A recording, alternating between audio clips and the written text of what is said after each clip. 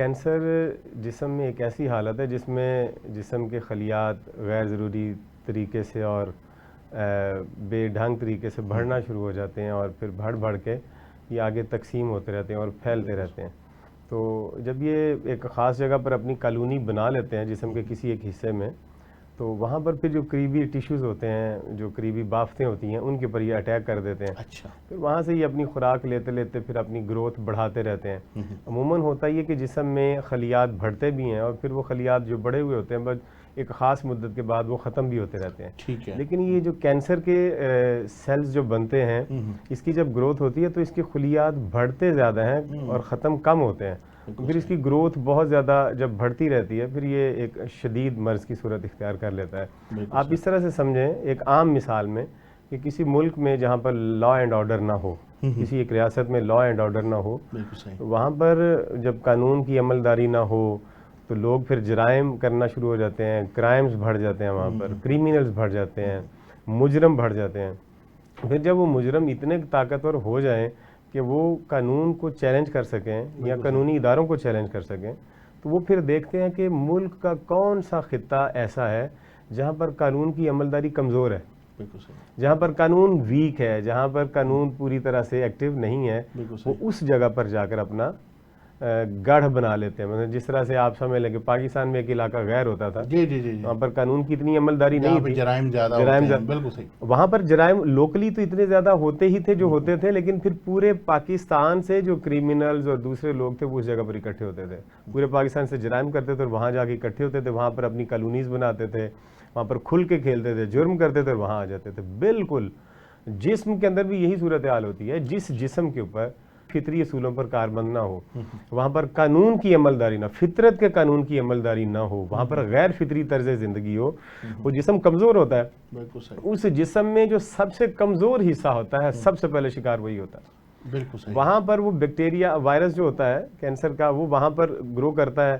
پھر وہاں پر وہ دیکھتا ہے اسے قانون کی عملداری نہیں ہے، یہاں پر ریٹ نہیں ہے، قانون مجھے چیلنج نہیں کر سکتا آگے، تو وہ پھر وہاں پر کھل کے کھیلتا ہے، کھل کے کھیل کے وہاں پر اپنی کالونیز بنا لیتا ہے. پھر اس کے بعد پھر جسم میں آگے اور پھیلتا ہے. بالکل صحیح ہے. بڑے خوبصورت انداز میں آپ نے اس کی تشریح تو بیان کر دی. اچھا یہ بتائیں کہ یہ جو ہوتا ہے اس کی اقسام جو ہوتی ہیں وہ کتنی ہوتی ہیں؟ ویسے تو کینسر کی اقسام بہت ساری ہیں، لیکن جو خاص اس کی اقسام ہے وہ چھاتی کا کینسر ہے، منہ کا کینسر ہے، بلڈ کا کینسر ہے، ہڈیوں کا کینسر ہے، اس کے علاوہ جگر کا کینسر ہے، پھیپھڑوں کا کینسر ہے، گلے کا کینسر ہے، اور یہ مختلف طرح کے کینسر پھر جسم میں آگے پھر اس کی اور ڈیٹیل بنتی جائے گی. تو یہ عام پھر جس طرح سے خواتین میں برسٹ کینسر ہوتا ہے، یہ پاکستان میں بہت عام ہے. تقریباً ہر 10-12 میں سے، یعنی میں نے ایک رپورٹ جو پڑھی تھی اس میں ہر 9 میں سے ایک خاتون کو کینسر ہونے کی امکانات بہت زیادہ ہوتے ہیں پاکستان کے اندر. تو مختلف اقسام میں یہ خاص اقسام میں کینسر. بالکل صحیح ہے. چلے اس میں ہم تھوڑی سی ڈال لیتے ہیں کیونکہ یہ اس کی شرح بھی بہت زیادہ ہے. جو خواتین میں بریسٹ کینسر کا ایشو بہت زیادہ ہے، یہ کیا اس کی بنیادی علامات کیا ہیں، اور یہ مثلا کہ آپ کیا سمجھتے ہیں کہ کس وقت جو ہوتی ہے جسم میں ایسا بگاڑ پیدا ہوتا ہے جس سے یہ ہوتا ہے؟ لیکن جو سب سے بنیادی وجہ یہاں پر برسٹ کینسر کی ہے خواتین میں، وہ یہ ہے کہ برسٹ فیڈ نہ کروانا صحیح طریقے سے. اچھا. خواتین جب بچوں کو دودھ صحیح طرح سے نہیں پلاتی ہیں یا اسے بچپن سے ہی فیڈر پہ بچوں کو لگا دیتی ہیں. بالکل صحیح. اب وہ بچوں ماؤں کو خود دودھ پلاتے ہوئے سارا دن بچے کو جتنی دفعہ بھوک لگے گی اتنی دفعہ دودھ پلانے میں انہیں کوفت محسوس ہوتی ہے، تو وہ پھر بچے کو فیڈنگ آؤٹ سائڈ فیڈنگ پہ لگا دیتی ہیں. اسے فیڈر دیں گے یا اسے اور جو دوسرے پیکڈ آئٹمز ہوتی ہیں وہ دینا شروع کرتے ہیں. تو پھر ماں کا خود کا جو ایک سسٹم ہے، نیچرل جو سسٹم ہے وہ نہیں ہوتا. اب وہ دودھ بن رہا ہے جسم کے اندر، لیکن وہ اس کا اخراج نہیں ہو رہا. جس جگہ پر جسم میں کوئی چیز پیدا ہو رہی ہوگی اور اس کا اخراج نہیں ہوگا تو وہ زہر بنے گی پھر بعد. بالکل صحیح ہے. مثلاً آپ منہ کے اندر تھوک بن رہا ہے، اس تھوک کا اگر اخراج نہ ہو اندر یا باہر، منہ کے اندر ہی زہر بنتا جائے گا. اس طرح سے یورین ہے، وہ جسم کا اخراج ہے، ایگزاسٹ ہے. وہ اگر ایگزاسٹ وہاں سے نہیں ہوگا تو پھر وہ پروسٹیٹ کینسر بنے گا، پھر اور کینسر وہاں پر کسی اور طرح کا مسئلہ بنے گا. اس طرح سے آنت کا کینسر اس وقت بنے گا جب آنت کا اخراج صحیح طرح سے نہیں ہوگا. इस तरह से ब्रेस्ट का कैंसर उस वक्त बनता है जब खवातीन सही तरह से बच्चे को फीड नहीं करवाती। कुरान हकीम में वाज़ेह तौर पे बताया कि माएँ कम से कम 2 साल अपने बच्चों को दूध पिलाएं। हमारे यहाँ 6 से 7 महीने कम से कम दूध पिलाया जाता है, और उसमें फिर फीडर पिलाना शुरू कर देती हैं, अपना दूध कम पिलाती हैं, फीडर ज्यादा पिलाती है, और ऐसे ऐसा 1.5 साल में वो दूध बंद कर देती हैं। बिल्कुल सही है। उसके बाद जो दूध बनता रहता है वो जब वो नहीं इस्तेमाल होता है सही तरह से, तो फिर वो ब्रेस्ट का कैंसर बन जाता है। इसकी और बहुत सारी वजूहत भी है, लेकिन बुनियादी वजह यही है। अच्छा, इसमें एक चीज़ ये भी है, एक सवाल ये भी है कि बाज़ ख़वातीन जो होती हैं उनमें दूध उतरता ही नहीं है। जी जी।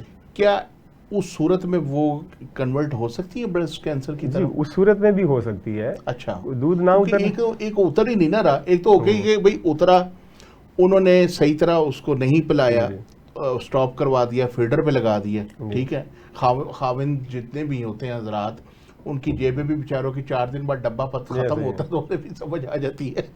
तो उसमें ये होता है कि बास खवातीन को दूध उतरता ही नहीं है, तो उसके ऊपर भी थोड़ी सी जरा रोशनी डालें। जो दूध नहीं उतरता, हार्मोन का एक तो डिसबैलेंस होता है बॉडी के अंदर।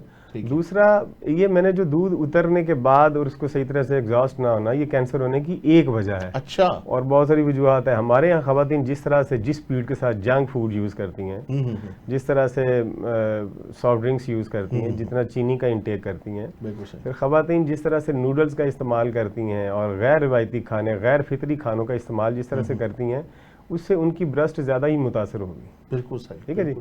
कुछ खास जैसे मर्द पान खाते हैं तो उनके अंदर दाढ़ का, मुंह का कैंसर, और सिगरेट पीने वालों के मुंह के कैंसर की अलामत ज़्यादा होती हैं। तो इसी तरह से खवातीन का ये हिस्सा हसास होता है। दूसरी बात यह है कि जिस चीज़ के बारे में लोग ज़्यादा कॉन्शियस होते हैं वो ज़्यादा असरअंदाज होती है। बिल्कुल सही, ठीक है जी। तो लोग जिस चीज़ के बारे में ज़्यादा कॉन्शियस होंगे, ये मैं पर्दे में एक बात बता रहा हूँ, खवातीन जिस चीज़ के बारे में ज़्यादा कॉन्शियस होंगी वहाँ पर असर भी उसका उतना ज़्यादा पड़ेगा। बिल्कुल सही। तो इसलिए खवातीन में ये वजूहत उसकी ज़्यादा नफ्सियाती असरात भी तो होते हैं ना इसके। बिल्कुल सही है। अच्छा, आपने जिक्र की, ये तो खवातीन का हो गया एक, ये आपने जो जिक्र किया, बहुत सारे मर्द हजरात आजकल पान का इस्तेमाल बहुत करते हैं और सिगरेट नोशी बहुत ज़्यादा करते हैं। आप यहाँ तक देखेंगे जो सिगरेट की डब्बियाँ, उसके ऊपर बाकायदा तस्वीर देखकर भी उन्होंने मेंशन की, यानी तस्वीर भी दे रहे हैं और सिगरेट बेच भी रहे हैं। ठीक है, तो आप ये बताएं कि इसमें सिगरेट के अलावा जो पान है, पान तो सिगरेट से भी ज़्यादा ख़तरनाक है ना, इसमें मुंह से लेके आंतों तक क्या बिगाड़ होता है और कैसे ये स्टार्ट होता है? कि पान के अंदर जो कुदरत ने कुछ सलाहियतें रखी हैं, कुछ हमने उसके अंदर बिगाड़ पैदा किया है। पान बजाते खुद एक बहुत मुफीद चीज़ है, हिकमत की चीज़ है, यूनानी मेडिकल में यूज़ होता है, आयुर्वेद में बड़ा यूज़ होता है इसके बहुत सारे पान के। अच्छा। मसला है उस पान के अंदर जो हम कत्था डालते हैं, जो चूना नहीं नुकसान करता। अच्छा। चूना एक थोड़ी सी मिकदार में डाला जाए, चूना तो एक हमारे जिस्म की बुनियादी ग़िज़ा है। अच्छा, ठीक। वो जो उसके अंदर कत्था डालते हैं, जो उसके अंदर छालियाँ डालते हैं और जो उसके अंदर तंबाकू डालते हैं, बेड़ा गर्क वो करता है मुंह का, वो कैंसर है सीधा सीधा। ठीक है, वो छालियाँ कैंसर करती हैं, और वो जो उसके अंदर दूसरे वो डाले हैं उन्होंने, पान मुख्तलिफ तरह के कवाम डालते हैं बना बना के बीच में, और उसके अंदर जो कत्था बना के डालते हैं, कत्था बनता है तो कीकर का, लेकिन अब वो इतना खतरनाक अंदाज से उसको तैयार किया जाता है, वो फिर सबसे पहले मुंह का नुकसान करता है, फिर वो सेंट्रल नर्वस सिस्टम का बेड़ा गर्क करता है, नफ्सियात को बिगाड़ता है, इमोशंस को बिगाड़ता है, फिर वो वहां से आहिस्ता से उतरता है, स्टमक में उतरता है, स्टमक का सत्यानाश करता है। स्टमक के अंदर जो हमारा हाइड्रोक्लोरिक एसिड है वो बनना बंद हो जाएगा। फिर उसके बाद जब जिस्म को जो बुनियादी जुज़्व है, हाइड्रोक्लोरिक एसिड की प्रोडक्शन बंद कर देते हैं, जब वहां जाके एक नया काम होना शुरू हो गया। ये गाड़ी का इंजन है वो पेट्रोल पे चलता है, हम उसके अंदर शहद डालना शुरू कर देंगे, हालांकि शहद खालिश चीज है। बिल्कुल सही। अब उस गाड़ी के इंजन में हम शहद डालना शुरू कर देंगे तो हम ये तो नहीं कहेंगे कि शहद एक खालिश तरीन और मुफीद तरीन चीज है, लिहाजा इंजन का बहुत भला करेगी, वो तो उस इंजन का तबाह कर देगा सारा सिस्टम। हमारा जो जिस्म है वो अल्लाह ताला ने खाने पीने वाली कुदरती चीज़ों के लिए बनाया है। अब उसके अंदर हम कत्था और छालिया और तंबाकू जैसी खतरनाक चीज़ें डालेंगे, फिर उसके अंदर हम ऊपर काफ़ी भी पियेंगे, फिर चाय भी पियेंगे साथ, ऊपर से सिगरेट भी पियेंगे, तो सब बेड़ा गर्क होना, स्टमक का सत्यानाश होगा, स्टमक के बाद छोटी आंत और बड़ी आंत का भी बेड़ा गर्क हो जाएगा, और उसके बाद फिर सारा जिस्म इंसान का कोलोन का कैंसर इससे होता। फिर वो सारा जिस्म आहिस्ता आहिस्ता जब डाइजेस्टिव सिस्टम खराब हो गया, अब उसके बाद आप कोई उम्मीद न करें कि आपके जिस्म का कोई हिस्सा सेहतमंद रह सकता है। अब जिगर जाएगा, या आपका फेफड़े जाएंगे, या आपका वो पैंक्रियाज जाएगा, या पित्ता या लबलब आ जाएगा, मैदा भी जाएगा, आंतें भी जाएंगी, सारा जिस्म खराब हो जाएगा। अब वो जो वजह है कि जो सिगरेट की डिब्बी के ऊपर इतनी खतरनाक तस्वीर भी बनी हुई है, पाँव की भी और मुंह की भी, उसके बावजूद लोग पीते हैं। लोग ये समझते हैं कि नहीं यार ये मुझे नहीं होगा, किसी और को। बिल्कुल सही ना, ہر کسی کو بے شک نہ ہو، لیکن اندر سے اور طرح کی خرابیاں ضرور پیدا کرے گا. آپ کا پاؤں اس طرح کا بے شک نہ ہو، آپ کا منہ بے شک اس طرح کا نہ ہو، لیکن زندگی کی کوالٹی وہ نہیں رہ جائے گی. 70-80% لائف کی کوالٹی ڈسٹرب ہو چکی ہے، تباہ ہو چکی ہوتی ہے، اور ایسی زندگی گزارتے رہتے ہیں. لہٰذا اس سے بچنا چاہیے، انتہائی خطرناک چیز ہے.